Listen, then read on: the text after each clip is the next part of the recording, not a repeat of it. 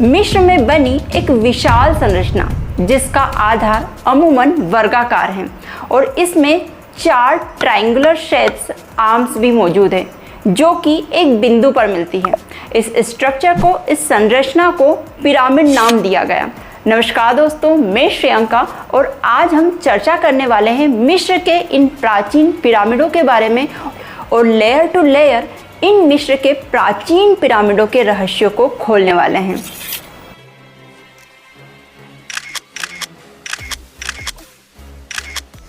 मिस्र के ये पिरामिड दुनिया के प्राचीनतम अजूबों में से एक है। इनके आर्किटेक्चर की यदि बात की जाए तो वो काफ़ी आश्चर्यजनक और चौंका देने वाला है। आप सोच कर देखिए, इसे 4500 साल पहले कैसे बनाया गया होगा। उस समय में इतने भारी पत्थर को इतनी ऊंचाई तक कैसे पहुंचाया गया होगा, जबकि उस समय तो इतनी एडवांस टेक्नोलॉजी भी मौजूद नहीं थी। उस समय ना तो क्रेन्स अवेलेबल थी, ना ही बुलडोज़र हुआ करते थे। इवन दो उस समय पहिए भी अवेलेबल नहीं थे कि ये अपने काम को आसान बना पाएं।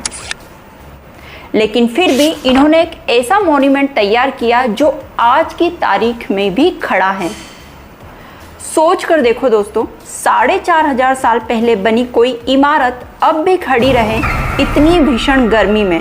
तूफान आए, बारिश आए, क्लाइमेट चेंज हो, वेदर चेंज हो, चाहे कितनी भी बुरी कंडीशन आ गई हो, ये आज भी खड़ा है।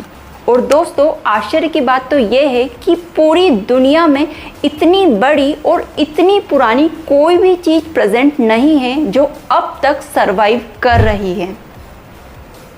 तो जानते हैं आखिर कैसे हो पाया ये सब। शुरुआत करते हैं मिस्र के पिरामिडों का निर्माण कब हुआ से। दोस्तों, गीज़ा का पहला पिरामिड फेरो जोसर के द्वारा 2630 ईसा पूर्व में बनवाया गया था। दोस्तों, यहाँ पर जो टर्म मैंने फेरो यूज़ किया है इसका मतलब होता है किंग। जिस तरीके से इंडिया में किंग को राजा कहा जाता है, वैसे ही प्राचीन मिस्र में किंग को फेरो कहा जाता था। फेरो जोसर पुराने साम्राज्य के तीसरे राजवंश का दूसरा राजा था। ऐसा माना जाता है कि उन्होंने 38 वर्षों तक शासन किया। उन्होंने इतने लंबे समय तक शासन किया दोस्तों कि अपने ही जीवन काल में अपनी पिरामिड बनाने की इस ग्रैंड प्लानिंग को साकार होते हुए देखा है। जोसर के द्वारा बनाए गए इस पिरामिड को स्टेप पिरामिड कहा जाता है। ये पत्थर की 6 सीढ़ीदार परतों का एक पिरामिड था जो कि 204 फीट ऊंचा था, लगभग 19 मंजिला इमारत जितना ऊंचा। जोसर के बाद पिरामिड बनाना आम बात हो गई थी मिस्र में। दोस्तों, अकेले मिस्र के अंदर ऐसे आश्चर्यचकित करने वाले 138 पिरामिड उपस्थित हैं। लेकिन मिस्र की कैपिटल काहिरा के अंदर एक नगर है जिसका नाम है गीज़ा। इस गीज़ा शहर में 3 असाधारण पिरामिड उपस्थित हैं। गीज़ा शहर के इन 3 प्रसिद्ध पिरामिडों में से पहला और सबसे बड़ा पिरामिड है खुफू का पिरामिड, जिसे ग्रेट पिरामिड के नाम से भी जाना जाता है। इस पिरामिड का निर्माण फेरो खुफू के द्वारा किया गया था। फेरो खुफू प्राचीन मिस्र का राजा था जो पुराने साम्राज्य काल के पहले भाग में चौथे राजवंश का दूसरा फेरो था। इस ग्रेट पिरामिड का निर्माण 2560 ईसा पूर्व में नाइल नदी के पास गीज़ा शहर में करवाया गया था और शुरुआत में ये 481 फीट लंबा था जो 40 मंजिला इमारत जितना ऊंचा था। और गीज़ा का दूसरा इंपॉर्टेंट पिरामिड खुफू के पुत्र खाफरे के द्वारा 2520 ईसा पूर्व के आसपास बनवाया गया था। और इस पिरामिड की खास बात यह है दोस्तों कि ये गीज़ा का सेकेंड लार्जेस्ट पिरामिड है। अगर इसकी हाइट की बात की जाए तो ये 471 फीट लंबा था, लगभग 39 मंजिला इमारत जितना ऊंचा। और ये पिरामिड स्फिंक्स की मूर्ति के साथ है जो इसे और ज़्यादा खूबसूरत बनाता है। दोस्तों, ये स्फिंक्स एक प्रसिद्ध मूर्ति है। इसमें जो धड़ है वो शेर का है और जो सिर है वो मानव का है। प्राचीन मिस्र के लोगों के अनुसार इस मूर्ति का निर्माण इम्पोर्टेंट एरियाज की सिक्योरिटी के लिए किया गया था। दोस्तों, अब बात करते हैं गीज़ा के तीसरे मोस्ट इम्पॉर्टेंट पिरामिड के बारे में। इस पिरामिड को मैनक्योर का पिरामिड कहा जाता है। इस पिरामिड का निर्माण खाफरे के बेटे मेनक्योर के द्वारा 2490 ईसा पूर्व में करवाया गया था और ये पिरामिड गीज़ा के इन 3 महत्वपूर्ण पिरामिडों में सबसे छोटा पिरामिड है। इसकी लंबाई 218 फीट है, लगभग 20 मंजिला इमारत जितना ये ऊंचा है। अब दोस्तों, आप लोगों को इतनी सारी बातें जानकर आश्चर्य तो हो ही रहा होगा कि आखिरकार इन मॉन्यूमेंट्स को बनाने के पीछे इन फेरोज का मकसद क्या रहा होगा। तो दोस्तों, प्राचीन मिस्रवासी इस बात में विश्वास रखते थे कि मरने के बाद किसी भी इंसान का रीबर्थ होता है, पुनर्जन्म होता है और मरने के बाद वो इंसान अपनी ही डेड बॉडी के साथ में रहता है। अब इस मान्यता के चलते वे मानते थे कि यदि उनके फेरो की डेथ हो जाती है तो वो मरने के बाद भी मृतकों के राजा के रूप में शासन करते हैं और इसीलिए उनकी डेड बॉडी को सुरक्षित रखना जरूरी है ताकि वो मरने के बाद मृतकों के राजा बन सके और अपना जीवन सरवाइव कर सके आफ्टर डेथ।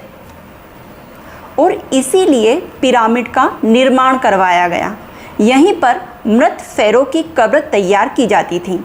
थ्योरीज के अकॉर्डिंग पिरामिड न केवल फेरोज के लिए एक कब्र का काम करता था बल्कि अलग अलग वस्तुओं के लिए भंडारण का भी कार्य करता था, जिनकी ज़रूरत मृत फेरोज को मरने के बाद शुरू होने वाले जीवन में होती है।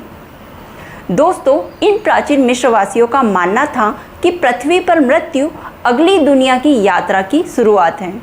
अब दोस्तों, ये तो बात हो गई कि इन पिरामिडों का निर्माण क्यों करवाया गया था। अब जानते हैं कि किस तरीके से इन पिरामिडों का निर्माण करवाया गया था इन फेरोज के द्वारा। दोस्तों, ये कहा जाता है कि हर एक पिरामिड को बनाने के लिए लगभग 23 लाख पत्थरों का उपयोग किया गया था और ये पत्थर लाइमस्टोन हुआ करते थे। हर एक ब्लॉक का वजन 2700 से 70,000 किलोग्राम का है और दोस्तों, इन पिरामिडों की बाहरी सतह लगभग 1,44,000 पॉलिश्ड लाइमस्टोन से बनी हुई थी। इन लाइमस्टोन्स की विशेषता ये थी कि रात में ये इन पिरामिड में चमकते हुए दिखाई देते थे।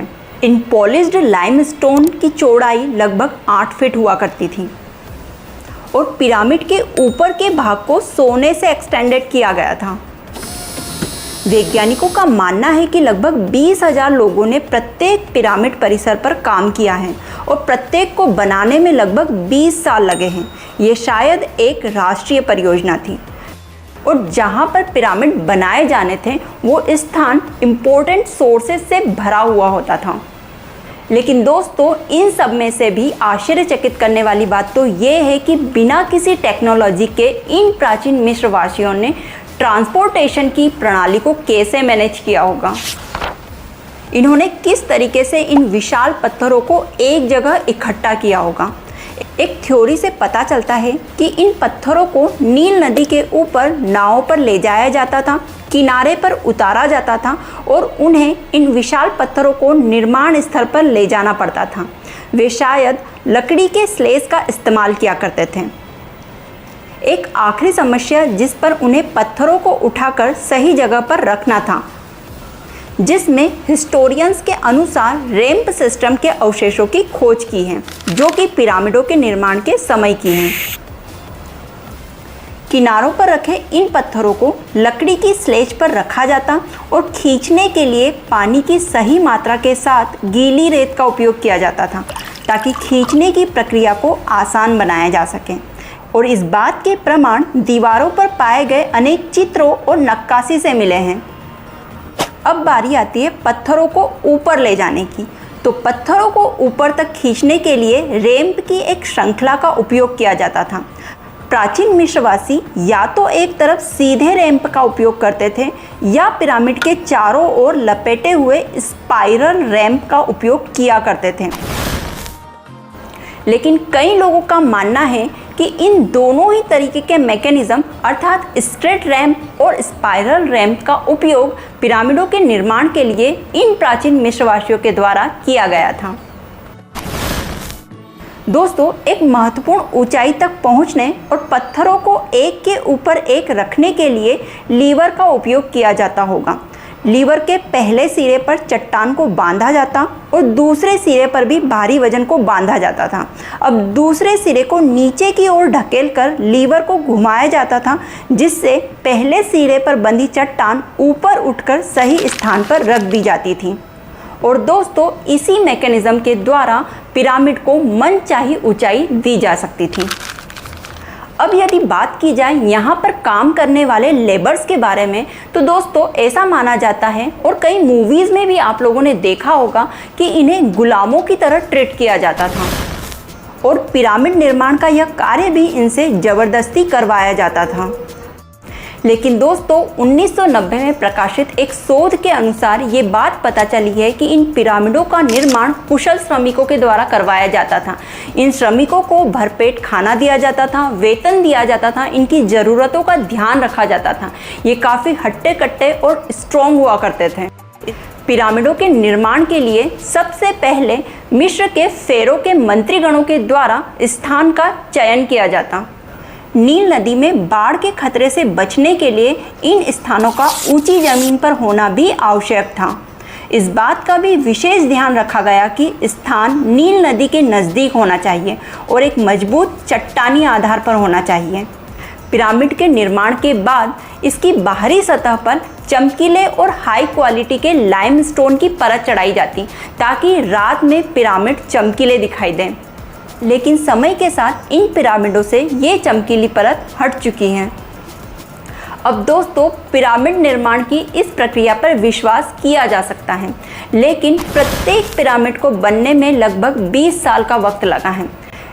एक प्रसिद्ध वैज्ञानिक हेनरी गेटर ने हिसाब लगाया कि अगर 20 साल तक हजारों लेबर्स 365 दिन रोजाना 10 घंटे काम करते हैं तो उन्हें हर दूसरे मिनट में एक पत्थर के ब्लॉक को पिरामिड की बनाई के दौरान रखना होगा, जो कि असंभव जैसी बात लगती है। आप ही सोचिए दोस्तों, बिना किसी तकनीकी मदद के 2 मिनट में इतने वजनदार पत्थरों को अपनी जगह पर फिट करना कितना आश्चर्यजनक है।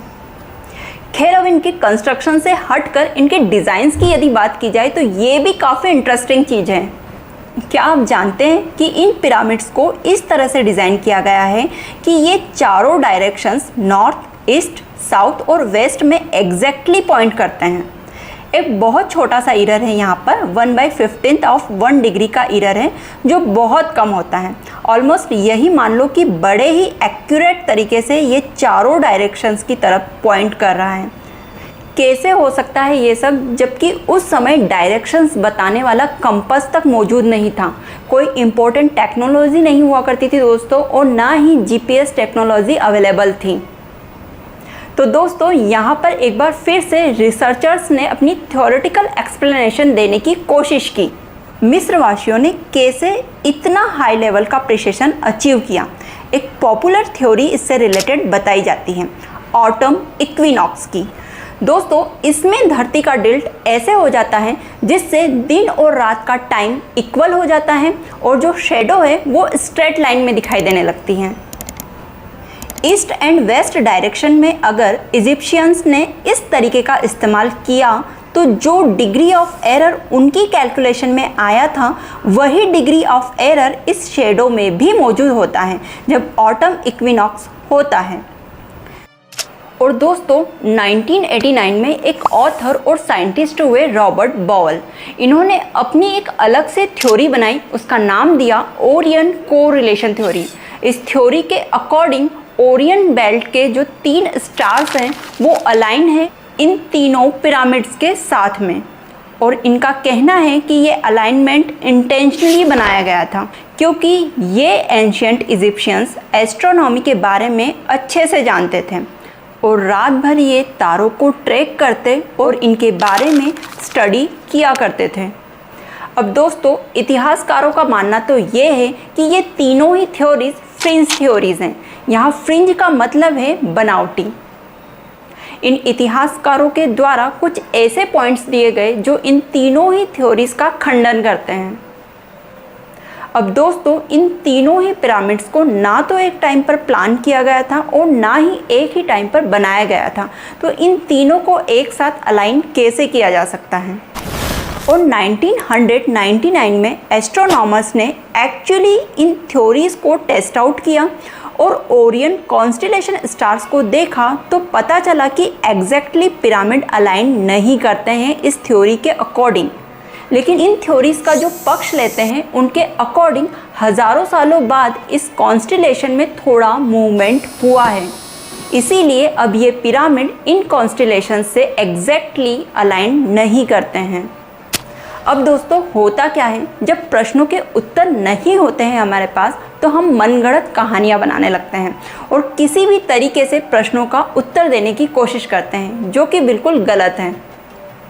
अब इसी पॉइंट को और आगे बढ़ाया जाए तो लोगों का कहना तो यहाँ तक है कि इन पिरामिड्स का निर्माण एलियंस के द्वारा किया गया है, क्योंकि इन पिरामिडों को बनाना इंसानों के बस की बात नहीं है, जो कि दोस्तों साइंस के अपोजिट बिल्कुल एक फेक थ्योरी लगती है। मेरी राय में तो ऐसी थ्योरीज हमें विज्ञान के खिलाफ ले जाती हैं। ये एक शॉर्टकट तरीका होता है किसी भी तरीके से किसी चीज़ का सॉल्यूशन निकालने का, जो कि हमें एक गलत नॉलेज की तरफ लेकर जाती है। बेहतर है कि हम चीज़ों के बारे में स्टडी करें और उन्हें सही माध्यम से जानने की कोशिश करें, ताकि आगे आने वाली पीढ़ियों के रिसर्चर्स, हिस्टोरियन इन सभी पॉइंट्स को सही तरीके से स्टडी करें और आगे बढ़ें, ना कि मनगढ़ंत कहानियों पर विश्वास करें और कभी न कभी एक कंप्लीट सॉल्यूशन इन रहस्यों के बारे में दुनिया के सामने लेकर आए। और दोस्तों यदि आपको ये वीडियो पसंद आया है तो अपने लाइक्स और कमेंट्स के जरिए मुझे अप्रिशिएट कीजिए और मिलते हैं अब ऐसे ही किसी मिस्ट्री के साथ में। तब तक के लिए धन्यवाद।